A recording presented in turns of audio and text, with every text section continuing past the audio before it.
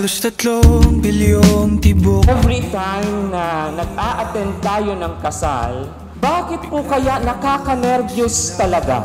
There's so much emotions involved. Lumalala sa pagtagal ng ating pagsasama, di ko naman. But you see, ito yung tinatawag na magic. Because in the appointed time of God, kung handa na ang dalawa na ipagtagpo ng Diyos, magtatagpo talaga. Para saan pa ang mahabang buhay kung hindi ikaw ang kasama? Pinipili ng sarili ko. Hi to the most pogi, generous, and considerate bebe. This is it. Let's enjoy the day and the rest of our lives together. Thank you and I love you. Nandito ka na, natakot pa ako nung simula. Akala ng mga tao, dalawa ang nagpapakasal.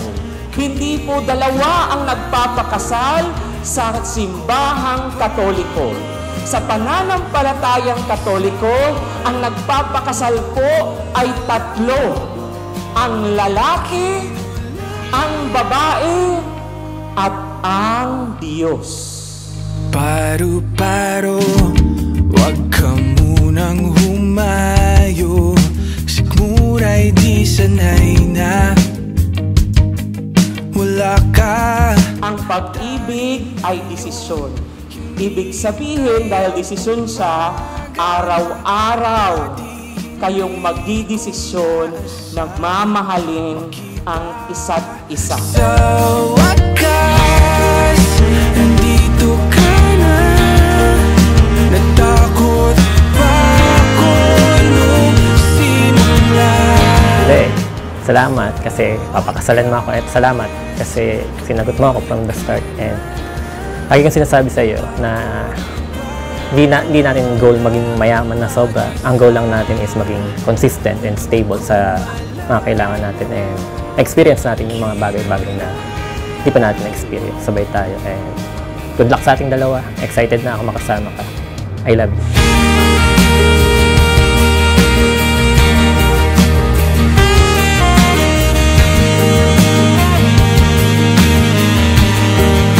Sumunod man ang emosyon o hindi.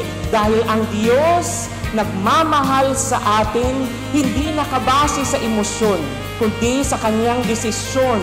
Therefore, commitment and covenant.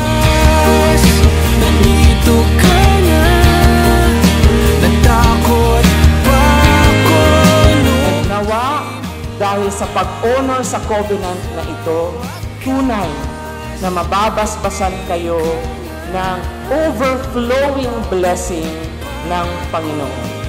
That is my prayer. Amen. Mundo kong malabo, kinula.